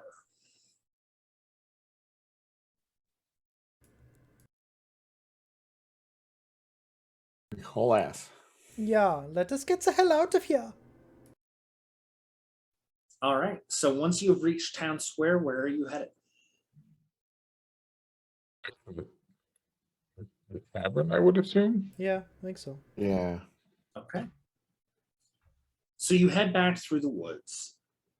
You can hear the sound of beasts in the woods and in the trees around you, but nothing seems to be interested in interfering with your path back to Starwallow proper, where things are exactly as you left them. Once you reach the tavern, walking through the front door, instead of walking into the tavern that you saw in front of you, the five of you walk into the judiciary. The No. figure in robes stands and looms over all of you and holds out a long gloved hand towards Taya. No, Oralak, this isn't the time for I told you so's. We can have this conversation later.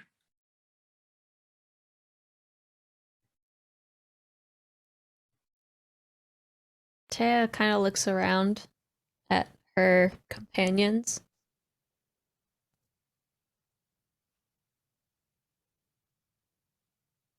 I just do the expression of, I don't know. Yeah, gives him the book and then we can leave.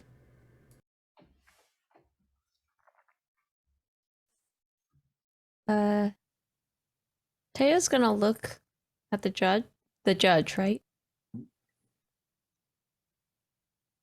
If we give this to you, are you gonna send us home? Completion of your task leaves you free to do as you wish. That doesn't answer the question, are you going to send us home? Or are you just gonna leave us here? In Starwell.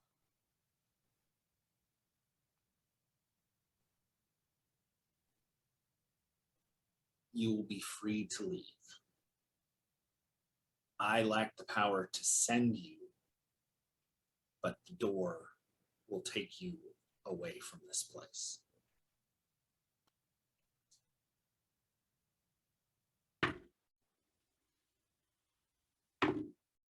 Yeah, good enough. Let's go.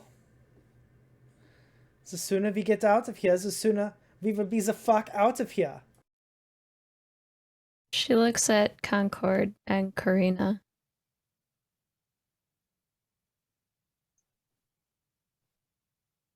I agree. It is time to end this. It is not my place to tell others what to do. And she closes her eyes, and with her eyes closed, she holds the book out.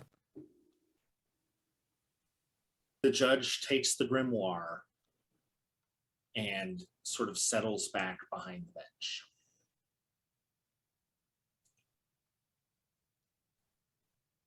Your accomplishments in this are impressive, and all of you deserve a reward in addition to your freedom.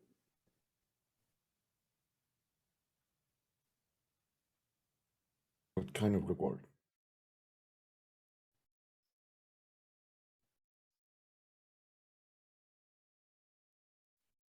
You may choose. You can either have power or you can have wealth.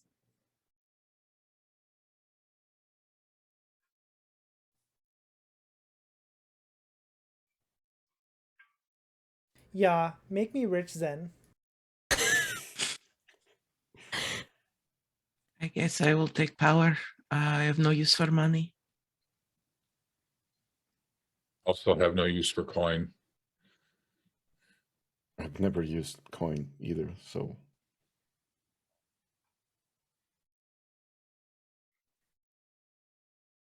I need the money. I'll take that.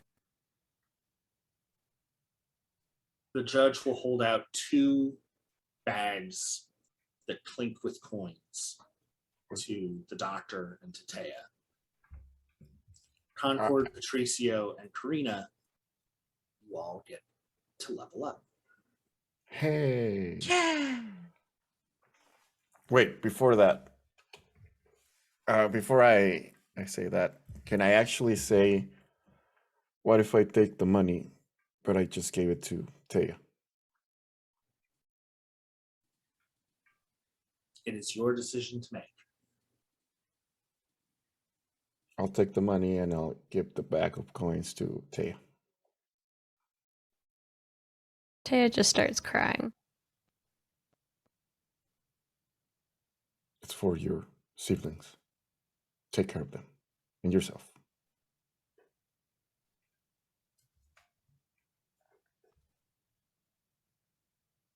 Yeah, okay, well, this has been absolutely the worst day of my life. I would say it is nice to meet you, but it is inextricably linked to this hell that we have lived through.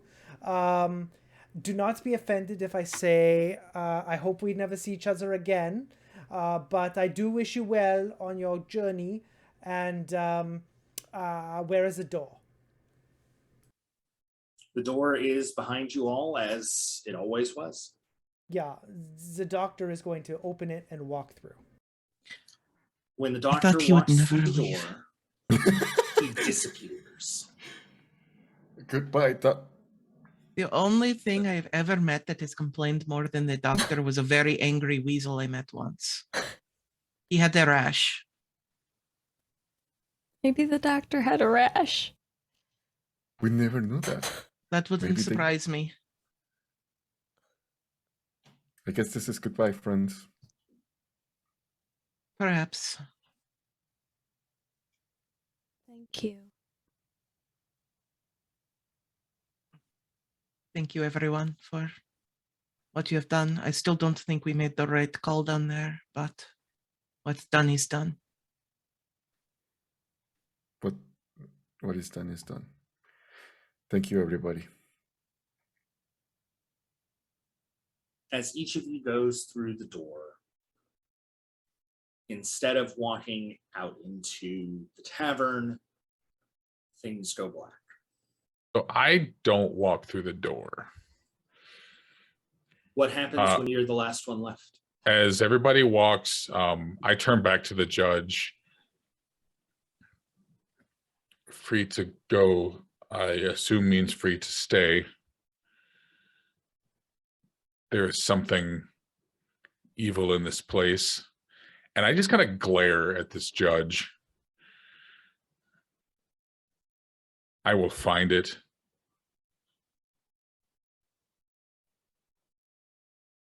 What happened to Aaron was unjust, and I will not allow it to go unanswered. I wish you the best of luck in that. Then I'm gonna walk out the door with the assumption that I will be walking back out into the tavern and staying here. Okay. As Concord does go through the door, it goes to black. And that is where this part of the story will end. And shortly we will begin arc number 2 with others, and we'll see what happens there.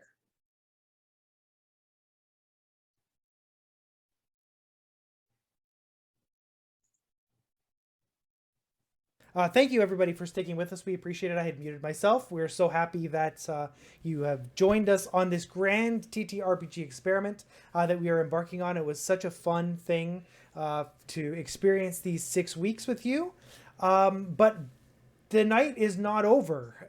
This is the end of session 1. We are going to do a quick chat show because I know I have questions. If you have questions, feel free to ask. Before we are going to take a quick break. Normally we don't, but we are going to take a quick break. Going to get a drink. Going to get a thing, and we have a very special for you alone. This is not getting released until tomorrow. This is the trailer for Arc 2, which is beginning next week right here on fortnerd.com. So we will be back in give or take 5 to 10 minutes, and we will begin our chat show then. So if you have any questions, think of them and let us know. Otherwise, we'll be back in a bit. Enjoy the teaser.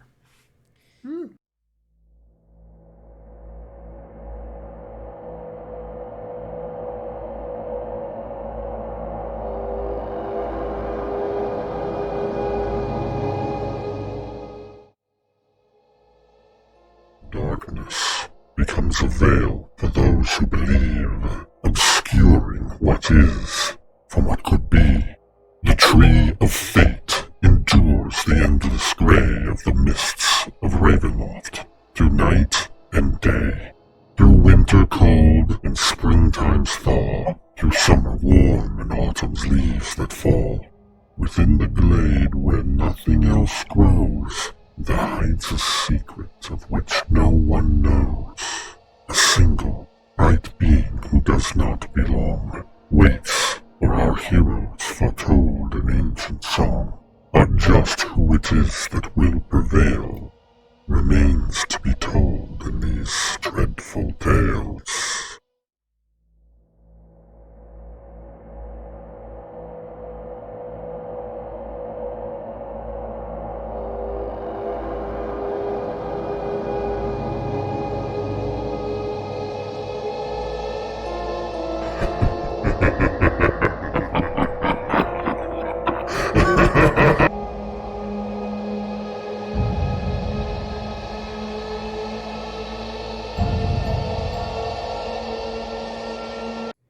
Oh, I Good see. evening, everybody. Thank you for sticking with us. Dwight had to sign off, but we are here to talk about Dreadful Tales. I don't know if this is going to be more of a chat show or therapy, but we're here for it because we wanted to talk a little bit about Arc 1 and what's going to happen in Arc 2. Obviously, if you stuck around, you saw the trailer, and it was a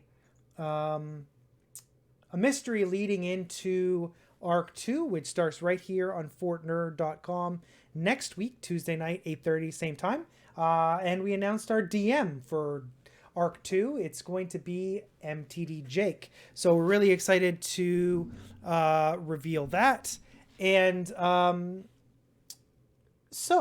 does anybody in the cast have any questions for Strike before we see if anybody in the chat has any questions? Yeah, for one, how dare you? I had to put some of that horror training to use somehow. Yeah, it was a lot. Was there any real feasible way to remove the book without having to fight Aaron, other than what we did? I don't think with the party makeup you guys had, it was super feasible. Like, in theory, if you'd had somebody who was particularly stealthy, rogue sort of character, it's certainly possible that you could have distracted her away from the book and essentially snuck somebody around behind and sort of gotten it that way. And in theory, you could have probably gone with some heavy persuasion if you had a bard or a particularly charismatic persuasion face sort of character. That was theoretically possible. I mean, I had that avenue, but right, but you didn't trust anything she was saying, so that makes that harder. But that is the reason that I tossed the Nox scroll in there, is that particular creature, it's a chained angel out of one of the Kobold Press monster books, explicitly has knock as a way of solving that without combat. And I wanted to make sure that that was at least on the table for you guys. Even like, you certainly could have fought, but I wanted to make sure that if you preferred to talk through it, that you had an avenue to do that without combat. Over the course of all of these episodes, we've had what? This was the 6th episode, I think. Mm-hmm. What did we do that surprised you the most? I think what surprised me the most about what you guys did was less in any specific action, but more in your willingness to continue to try to find non-violent solutions despite being in, as the doctor so often referred to it, a hellscape. That in a scenario where it would have been very easy to justify violent responses to encounters and to individuals, you guys often took the other road, and that was, I was impressed by it, and I was surprised by the willingness to try and find the nonviolent solution, even with as much combat capacity as you all have.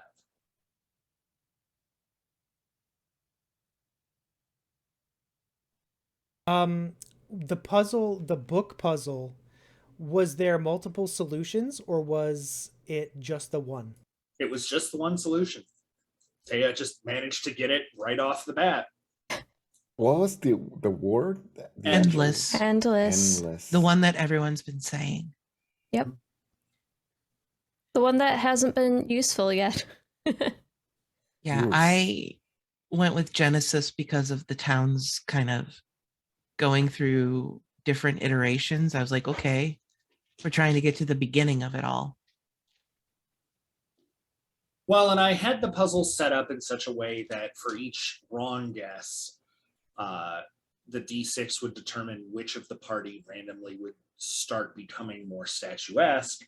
And the plan I had was, if you guys kept failing at it and kept getting wrong answers, that essentially I was just going to have you fail forward into the room with the angel and just essentially be there in statue form and have her sort of undo that and begin that way, rather than, I didn't want to make it so that the puzzle was potentially a hard stop where you couldn't get past it, even with all of that. Oh. Uh, Yeah, that was- Guys knocked it out of the park Yeah. right off the bat. So That was so clever, yeah. Shockingly, I do not, in fact, play Wordle. Celine wants to know, without giving away anything that might come in the future, what was the influence for the story for Arc 1? the influence for the story for Arc 1 and for the story in general is consequences. I have some ideas, and I don't want to get too far into the weeds because I don't want to give anything away, but at the very least, this part of the story is the beginning part of those consequences, and seeing some of the actions and the causalities that came from them, and also how those will echo in the stories going forward.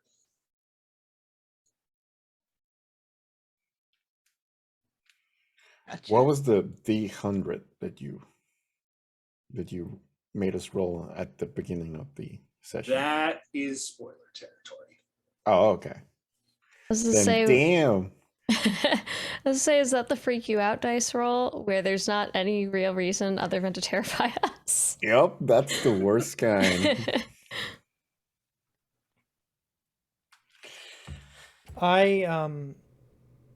It's strange. I know Fluffy mentioned it last week but because the mists are as they are, this group won't be playing together again. It seems oddly sad, even though we're all going to be sort of participating going forward. But this particular makeup isn't going to be continuing. It has been a really wonderful experience to share a table with everyone here. and to get to explore the story with everybody. And I know that there will be different combinations, and we'll have different folks in, and this isn't the end you'll see necessarily these characters and all of that. But there's definitely something bittersweet about not being able to take this exact group and continue forward and keep going.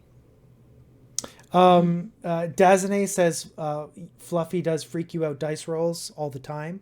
So calling you out on that one, Fluffy, I'm not sure. I mean, to be fair, it is really funny when you make them roll a Constitution saving throw while eating dinner, even though the roll had no outcome. I don't disagree with you there, but maybe what's the word? Birds of a feather flock together. Now, how do we have to make a rhyme for monsters in the party? I don't know. I'll come up with You something. picked the hardest possible combination, Gary. Well, look, I'm doing this on the spot. It's not like I planned it. Celine wants to know for the rest of us, what was the favorite dreadful part of the tale during this arc? Why don't we start with Fluffy? Oh, geez, putting me on the spot. Honestly, probably the thing with the statue or the fountain and the guy with no hands. That whole thing was really neat. Okay. Robo. The mirror. That was absolutely really, I mean, I love that, but it's also really creepy. And mirrors for me are a thing that always kind of creep me out because I don't know stuff, but that was pretty fun though. That was pretty fun and creepy. Feliza. When we descended the staircase in the last not this episode we just played, but the previous one, when Taya sees the statues that look like her siblings, because I'm a 10-page backstory player and am always really impressed when the DM weaponizes the backstory. I mean, don't send it to me if you don't expect me to read it. Oh no, I do. It's impressive. I liked the creepy books, the random books for each player, each of which was different. I thought that was a pretty neat twist. I enjoyed that a lot. I thought that was, really creepy. Can I just say I find it very hilarious that Taya gets a book that rewrites her entire history and gives her a deer heart, and I get a travel brochure. So the diary was actually inspired by a TikTok.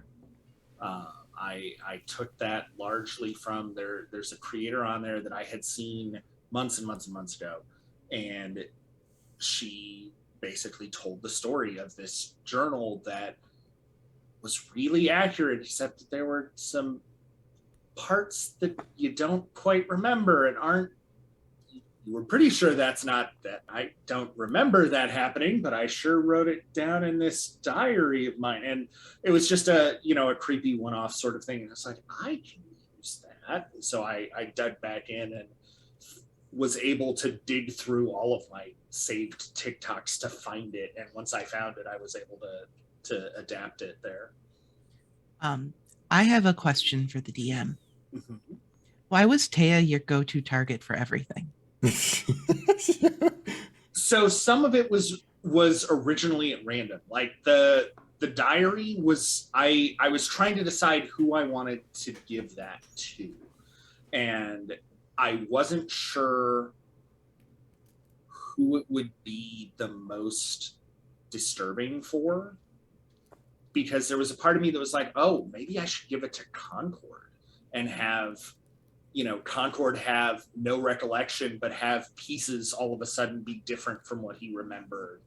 And then I thought, the doctor made an interesting target for it because he's in a lot of ways sort of the audience perspective character that's constantly going, this isn't right, this isn't how this is supposed to be, and to have that happen to him. But I eventually just wound up letting it be whoever grabbed it first.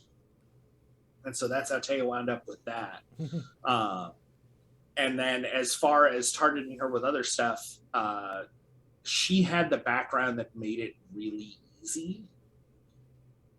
So that was an easy way to score some points in that regard. And for Karina, I liked having her be less affected by a lot of the things that were going on because she was native to Barovia, and I liked having her as the sort of, oh, it's not that bad, it's just the mists, that's just how it happens. You know, it's, you know, to be that sort of counterbalance to the doctor who's sitting there like, this is not normal, this is not how that's not how any of this is supposed to work. To be able to have somebody who goes, well, I mean, here, that's just kind of how that goes. Like, This is not normal versus I'm going to go swim in the blood hole now. Goodbye. right, exactly. Yeah. Oh my God. I want to ask Taya, Gary. do you just seek to get under my skin in every game you play? Is it a natural reaction, or do you actually try? I think that our approaches to playing role-playing games is very different. You want to hit the thing, and I want to get around the thing without fighting it. In general, I'm actually pretty combat averse in almost every kind of combat in most tabletop games. Like, usually I play strong charisma build assassin subclass rogues. So when Strike said that earlier, I was like, damn it. But normally it's like sneak around the thing or talk my way through the thing. And so that's usually the approach that I take. But also you get really interesting solutions when you go for like the weird thing, like, hey, can I like just look at it? Can I just look at the book? And then I did, and I feel like I got this really interesting part of the story / lore that we wouldn't have gotten otherwise. So Gary's being attacked in chat. What else is new? So Celine asks, other than Gary playing himself, what were the inspiration for your characters? So Karina, why don't we start with Fluffy? Okay, I'm your favorite target to put on the spot. You're just at the top of my list. You're right after Strike. Hi, I'm Fluffy Snowfall. I have DM'd 3 Curse of Strahd campaigns consecutively in a row. I really love Barovia. Like, I really, really love Barovia. And I thought it would be really fun if I ever got to play in something horror themed. I wanted to play a character from Barovia with ties to Strahd without necessarily knowing all the dark, gritty history. And this was something I always wanted to do. And then when this was brought to my attention, I was like, okay, I have the base of what I want to do. And then I was just kind of thinking, I'm like, okay. So kind of like the thematics of like the druids from Yesterhill, but I didn't want to play a druid. I wanted to play a warlock. And I was kind of like, okay, what would cause a warlock to be raised as a druid? Okay, well, give some backstory stuff here and there, lore within the module, and kind of ended up where I was. Okay. Taya? Shockingly, I think I was the last person to lock down my character stuff when usually I show up with a character. It took me a really long time because I wasn't playing a rogue. But I think when I was thinking of like what would be an interesting ranger, because I'm more interested in the story than like min-maxing for combat, as you may be able to tell because she was terrible in combat. I was like, wouldn't it be funny if there was this ranger who was just lost? Because rangers are supposed to be good at being not lost. And I kind of built like, well, if she's just lost, why is she lost? And built it up from there. Okay. Robo. For me, it was Guillermo from What We Do in the Shadows. I tried to just being the most physically like him, like Guillermo, and then I wanted to play something, a class that didn't have any sort of magic, like any type of magic. I always play druids or wizards or anything. But this time I just wanted to have like this really cool, badass fighter. And I tried to go with fighter first, and I was like, but then I just read up on the Ascendant Dragon, the Monk of the Ascendant Dragon. I think Path of the Ascendant Dragon. I think that's the actual thing. Yeah, I think that sounds right. Yeah. So and I was like, ooh, I could be a Dragonborn, which is probably my second favorite, my lineage. So I was like, oh, okay, I can be also kind of a dragon badass. And also, it was one of the animes I watched. The only anime I've ever watched completely was Saint Seiya, which one of the um, one of the main characters has like this cool uh, dragon powers, like hit dragon stuff, and and that was my inspiration for Patricio. So you didn't ask me, but I'm going to tell you anyway. The inspiration for Dr. Cornelius was very much the idea of a barbarian who didn't get angry. Um, I, I wanted to play something that was sort of against type. That he's frustrated all the time. So I guess you could say kind of like the Hulk. My secret is that I'm always angry, but always disappointed, and but also I didn't min max quite to the most I could do because he has 12 intelligence and his skills are religion, nature, athletics, and history. So he is very much focused on the natural sciences. And I wanted to do something different, a barbarian that wasn't dumb. Uh, so that's why I did that. Not that you were curious. Okay, Dazane wants to know for everybody, um, in what other type of genre or adventure would you replay this current character if possible? This time we're going to start with Taya. Oh man, so I've never actually gotten to play an Underdark campaign, and the map maker 2 minute tabletop has these really, really cool Underdark maps that have mostly these kind of cerulean glowing crystals everywhere, and I am obsessed with it. So that's kind of what I was picturing is the precise Underdark setting that Taya's actually from, where, it's kind of like, it's not like super, super dark in there. There's these like glowy crystals and there's like cool moss and kind of more naturey, and more of a sort of like an Outlander area of the Underdark. And that would be really cool, would be to play like just, whimsical Underdark adventure would be what I would want to play. Robo? So Patricio has also been a part of another show that was also in Ravenloft.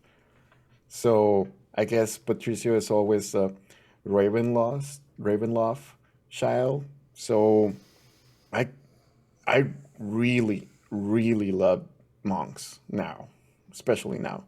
But I just wanted to make this himbo, so I guess I can try to play it. I would love to play it in a Feywild or something, as I don't know, a Feywild campaign. But yeah, Patricio has always been a part of the Ravenloft or the Mists, pretty much. Fluffy? Um, so the original idea that I came up with for Karina was for Curse of Strahd if I ever got to be a player, because I thought it would be really funny to play and not know that your patron is the BBEG. But barring that aside, I think it would be really fun to do something bright and whimsical, like The Wild Beyond the Witchlight or something Feywild, because I think it would just be hilarious to be in this like bright, bubbly campaign and play this like dark, like spooky style character. What is the Skyfire? I don't like it. Exactly. She doesn't know what the sun is. She's never seen it until now. Neither has Taya. I don't know if y'all have seen the Teen Titans, but I imagine Corina as Raven. Yeah. That was pretty cool. Looking back at my books, Dr. Cornelius, I don't think I have a particular place or adventure theme. Maybe pirate. I think pirate would be very entertaining. Dr. Cornelius would hate the water, and he'd hate every second of being on that boat. But something, it might be interesting to see for those who have watched the character grow. It would be Strixhaven, because he would feel in his element. And what would a happy, contented Dr. Cornelius look like? Would he even go into a vexation state? Like, he might just be a fighter with no abilities because he's never frustrated. He's just happy all the time. So that would be fun. Oh yeah, you put me away from my reading. I am so vexed. Yeah, I was so cozy. I had a blanket. I had a hot cocoa. Yeah, tortured by his friends through me. Okay, question for you, Strike. Of all the stuff, the puzzles, the nonsense, the horror that you came up with in Arc 1, what was your favorite part? What did you enjoy the most? I think my favorite puzzle was probably the fountain. I have a Zelda tattoo. I have a soft spot for Zelda style puzzles where you solve the thing and there's the little sound that tells you that you've done it correctly, and then the door opens, and that's just how that works.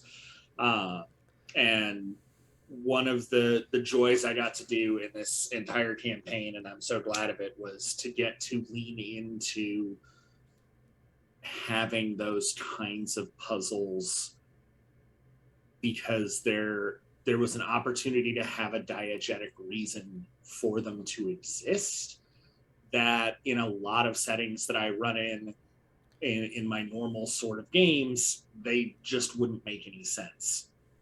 So I was really glad to be able to take advantage of a setting where I could do that and still have it make sense and still get to use it. Right. Well, it's... I got one more. Oh, you got one more? Okay, we're going to end on Fluffies. Go for it. All right. What character did you enjoy the most in this adventure? Like, it could be your character, it could be somebody else's character. Can I say Catrizio? You're dark. That's a yes. I mean, I'm going to hashtag it. I've hashtagged that shit. So that's my answer. Gotcha. Anytime Patrizio and Karina interacted was my favorite character.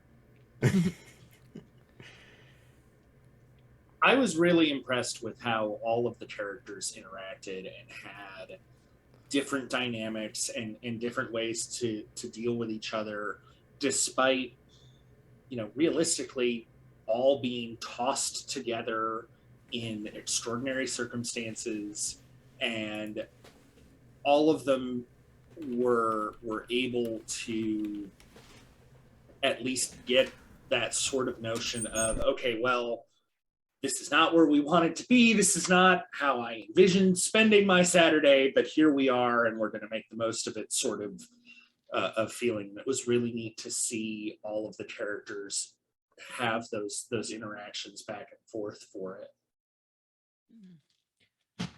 So And hard. oh, go ahead. It's so hard to pick. Did you have an answer, Fluffy? I was going to say, I utterly adored Taya. Like I just love just everything about her. How she was really just trying her best. All this bad stuff kept happening. She kept muscling through it.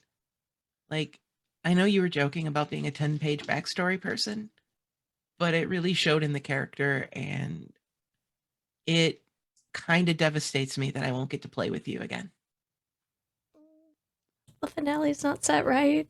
The two Yeah, I know. finales. I don't Maybe- know maybe the what finale. I don't know how the finales are going to play out. Ah! I know that there is somewhere, and I can probably look it up somewhere, who's in what Mhm. arcs as far as that goes. But I don't think the finales have figured that out yet.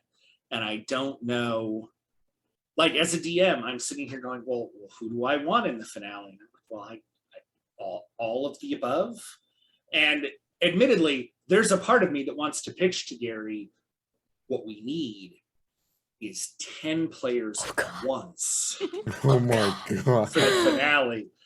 And the thing is, like, for regular tabletop players, that is a scary thing. I come from a LARP world where I've run for 300 plus people. So 10 people, that's 10 people is downright reasonable in my world. Oh. So there's definitely a part of me that has thought about, like, hey Jake, what do you think about just smushing them all together? My god. Oh my. I don't think that that's practical in any reasonable way. Oh. I will say I have played 9 players, and combat, like one combat took a 5-hour session. So much. Well, so and long. that inevitably winds up being part of the trouble, is that if you've got that many people, combat becomes a big deal, because you've got to get through 10 people for every round, plus the number of bad guys. And of course, if you've got 10 characters, there probably needs to be a number of bad guys or something really big. Mm-hmm. But I mean, but again, that's doable. One of the tricks that I learned running LARPs is how to get through a kill box. I have been a player in those. I've been a storyteller in those, and they're not always super fun, and they can take forever. But you know, there are ways to speed things up. Obviously, you can set up encounters so that they're more role-play intensive and more talking your way through things rather than fighting your way through things, but that's not always possible. Like I said, it's almost certainly not feasible, but there's definitely a part of my heart that's like, no, I'll just run for all 10. It'll be fine. Yeah. I Yeah, for think- me, Taya is also the only person I would give my gold to. So, but I really, really enjoyed the angel that Strike had there. They were awesome, really. Like, Yeah, were I really was glad to creepy. be able to do it. And contrary to what Celine thinks, the angel's description was not actually based on Celine. I actually specifically requested and received permission to base it on a friend of mine who's a cosplayer out of Atlanta. And I stole her rough appearance for that specifically.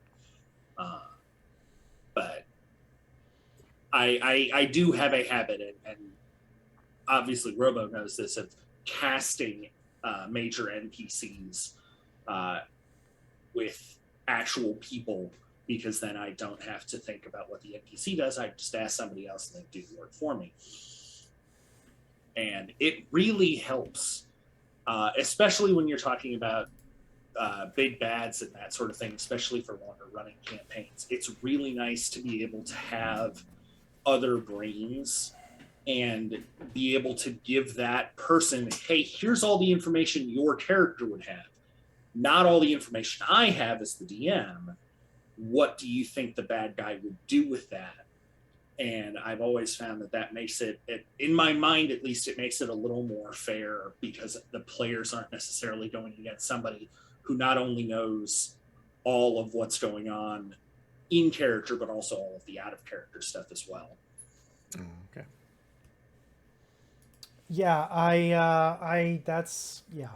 Well, Celine, I'm sorry. One day you will be cool enough. You're cool enough in my heart, even though you were chirping me earlier. Does anybody have any parting thoughts about Arc 1?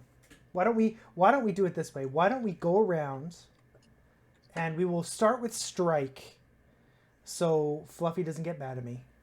One thing that you'll remember from Arc 1. I will remember the looks on everyone's faces when I first told them about the statues. There is just everyone's reactions to creepy statues with their likenesses was just wonderful. Getting to see all of those reactions of, nope, this is not what I wanted. This is not a good prize. This is not where I wanted to be. It was wonderful. It's what you definitely look for as someone who's telling horror, those visceral reactions of disquiet on people's faces. Okay, you're a terrible person, but Fluffy. This is going to be a cop-out answer, but just everything getting to play with you all has been wonderful. And thank you all for this chance. This has been fantastic. Oh, I'm getting a little emotional. Robo. Yeah, I was playing with y'all, and it was pretty awesome to be playing with all of you. And I've seen you all play in games before, and now to actually play with you. And I mean, I played with Strike, but Strike it's always a joy to have Strike as a DM or as a player, as anything. And also, I really want to mention that this was not go attack the thing kind of group. We were all kind of like, let's talk to this thing first and see what happens. But yeah, that was pretty awesome to have more role play than actual combat. Taya. Oh, I feel kind of bad because mine's actually like a really specific thing. So mine is that I have had two images stuck in my mind since they happened.